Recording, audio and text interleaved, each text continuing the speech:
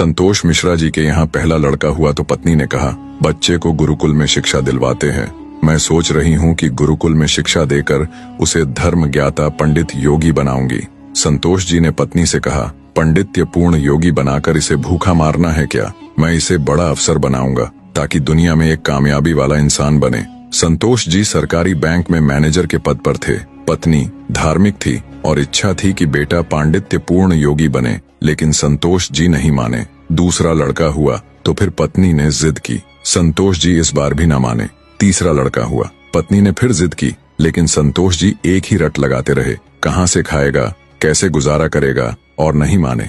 चौथा लड़का हुआ। इस बार पत्नी की जिद के आगे संतोष जी हार गए और अंततः उन्होंने गुरुकुल में शिक्षा दीक्षा दिलवाने के लिए वही भेज ही दिया। अब धीरे धीरे समय का चक्र घूमा। अब वो दिन आ गया जब बच्चे अपने पैरों पे मजबूती से खड़े हो गए। पहले तीनों लड़कों ने मेहनत करके सरकारी नौकरियां हासिल कर ली। पहला डॉक्टर, दूसरा बैंक मैनेजर, तीसरा एक सरकारी कंपनी में जॉब करने लगा। एक दिन की बात है, संतोष जी पत्नी से बोले, अरे भाग्यवान, देखा मेरे तीनों होनहार बेटे सरकारी पदों पे हो गए ना, अच्छी कमाई भी कर रहे हैं। तीनों की जिंदगी तो अब सेट हो गई, कोई चिंता नहीं रहेगी अब इन तीनों को। लेकिन अफसोस, मेरा सबसे छोटा बेटा गुरुकुल का आचार्य बनकर घर घर यज्ञ करवा रहा है, प्रवचन कर रहा है। जितना वह 6 महीने में कमाएगा उतना मेरा एक बेटा 1 महीने में कमा लेगा। अरे भाग्यवान, तुमने अपनी मर्जी करवाकर बड़ी गलती की। तुम्हें भी आज इस पर पश्चाताप होता होगा, मुझे मालूम है, लेकिन तुम बोल क्यों नहीं रही हो? पत्नी ने कहा, हमसे कोई एक गलत है और ये आज दूध का दूध पानी का पानी हो जाना चाहिए। चलिए अब हम परीक्षा ले लेते हैं चारों की, कौन गलत है कौन सही पता चल जाएगा। संतोष जी मान गए। दूसरे दिन शाम के वक्त पत्नी ने बाल बिखराकर, अपनी साड़ी का पल्लू फाड़कर और चेहरे पर 1-2 नाखून के निशान मारकर आंगन में बैठ गई और पतिदेव को अंदर कमरे में छिपा दिया। बड़ा बेटा आया, पूछा, मम्मी क्या हुआ? माँ ने जवाब दिया, तुम्हारे पापा ने मारा है। पहला बेटा बोला, बुढ़ा सठिया गया है क्या? कहाँ है, बुलाओ तो जरा। माँ ने कहा, नहीं है, बाहर गए हैं, आए तो मुझे बुला लेना, मैं कमरे में हूँ, मेरा खाना निकाल दो, मुझे भूख लगी है। ये कहकर कमरे में चला गया।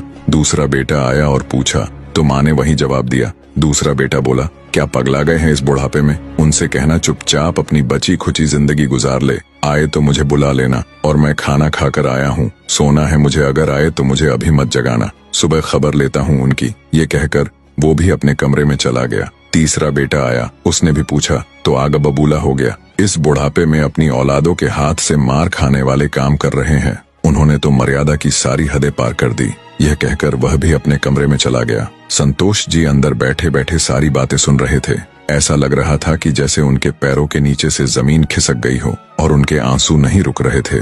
किस तरह इन बच्चों के लिए दिन रात मेहनत करके पाला पोसा, उनको बड़ा आदमी बनाया, जिनकी तमाम गलतियों को मैंने नजरअंदाज करके आगे बढ़ाया, और ये ऐसा बर्ताव अब तो बर्दाश्त ही नहीं हो रहा।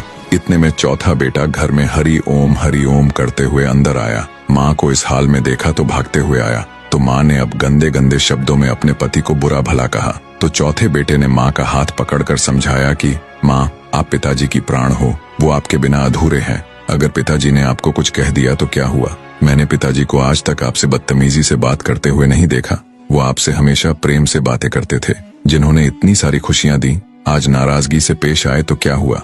हो सकता है आज उनको किसी बात को लेकर चिंता रही हो ना हो माँ, आपसे कहीं गलती जरूर हुई होगी। अरे माँ, पिताजी आपका कितना ख्याल रखते हैं, याद है ना आपको? 6 साल पहले जब आपका स्वास्थ्य ठीक नहीं था तो पिताजी ने कितने दिनों तक आपकी सेवा की थी। वही भोजन बनाते थे, घर का सारा काम करते थे, कपड़े धोते थे।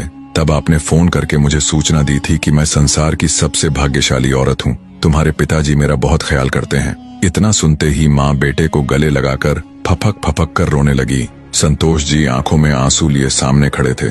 अब बताइए क्या कहेंगे आप मेरे फैसले पर? पत्नी ने संतोष जी से पूछा। संतोष जी ने तुरंत अपने बेटे को गले लगा लिया। संतोष जी की धर्मपत्नी ने कहा, ये शिक्षा इंग्लिश मीडियम स्कूलों में नहीं दी जाती। माँ बाप से कैसे पेश आना है, कैसे उनकी सेवा करनी है, ये तो गुरुकुल ही सिखा सकते हैं, जहाँ वेद गीता रामायण जैसे ग्रंथ पढ़ाए जाते हैं, संस्कार दिए जाते हैं। अब संतोष जी को एहसास हुआ, जिन बच्चों पर लाखों खर्च करके डिग्रियां दिलाई, वे सब जाली निकले। असल में ज्ञानी तो वो सब बच्चे हैं जिन्होंने जमीन पर बैठकर पढ़ा है। मैं कितना बड़ा नासमझ था। फिर दिल से एक आवाज निकलती है, काश मैंने चारों बेटों को गुरुकुल में शिक्षा दीक्षा दी होती। स्कूलों में अगर संस्कार और उदारता की दीक्षा नहीं दी जा रही है तो वह स्कूल नहीं, केवल धंधा और व्यापार के केंद्र है। मातृमान पितृमान आचार्यवान पुरुषो वेदः। वीडियो आपको पसंद आया हो तो प्लीज वीडियो को एक लाइक करके चैनल को सब्सक्राइब करना ना भूले। धन्यवाद।